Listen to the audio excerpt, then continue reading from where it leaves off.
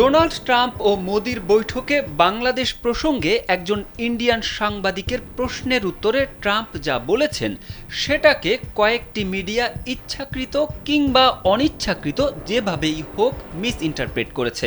এমন অভিমত ব্যক্ত করে শুক্রবার ফেসবুকে স্ট্যাটাস দিয়েছেন ঢাকা বিশ্ববিদ্যালয়ের আইন বিভাগের সাবেক শিক্ষার্থী সাইদ আব্দুল্লাহ। গণমাধ্যমের সাংবাদিক বন্ধুদের দৃষ্টি আকর্ষণ করছি শিরোনামে এই স্ট্যাটাস দেন তিনি।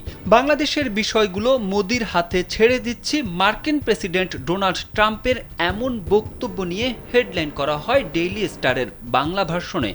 এই সংবাদ মাধ্যমের দেখা দেখি আরও কয়েকটা গণমাধ্যমও একই ধরনের মিসলিডিং শিরোনাম দেয়।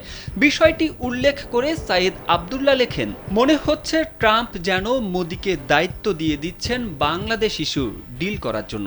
সাংবাদিকদের দৃষ্টি আকর্ষণ করে তিনি বলেন, আপনারা যারা এই নিউজটা করবেন খুব মনোযোগ দিয়ে অনলাইন থেকে ওই ভিডিওটা দেখবেন।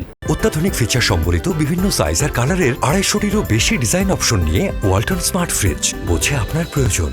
ইংলিশের ওপর মোটামুটি লেভেলের দক্ষতা থাকলে বুঝবেন সেখানে কোন প্রেক্ষাপটে এবং কিভাবে কনভারসেশন চলছিল। ট্রাম্পকে এক ইন্ডিয়ান সাংবাদিক যে প্রশ্নটা করেছিল তার সামারি হলো, বাইডেন প্রশাসনের সময় বাংলাদেশে রেজিম চেঞ্জ বা হাসিনা পতন ইস্যুতে আমেরিকার ডিপ স্টেটের ভূমিকা আছে, আপনার এই ব্যাপারে মন্তব্য কি? উত্তরে ট্রাম্প বলেছেন, না, আমেরিকার ডিপ স্টেটের কোনোই ভূমিকা নাই। তারপর চোখে মুখে বিরক্তি নিয়ে মোদির দিকে ইঙ্গিত করেন যেহেতু ইন্ডিয়ান সাংবাদিক মন গড়া তত্ত্ব প্রচার করতে চাচ্ছিল। ট্রাম্প বলেছেন, বাংলাদেশ ইস্যুতে ওই প্রশ্নের উত্তরটা মোদির উপর ছেড়ে দিলাম, মানে বাংলাদেশ সংক্রান্ত ওই প্রশ্নটার উত্তর মোদিকে দিতে বলেছিলেন ট্রাম্প। এই হলো ঘটনার সামারি। হতাশা প্রকাশ করে সাইদ আব্দুল্লাহ বলেন, কি হেডলাইন দিলেন আপনারা? একটা কথোপকথনের অনুবাদ কিভাবে করতে হয় এইটুকু বেসিক জ্ঞানটুকুও নাই?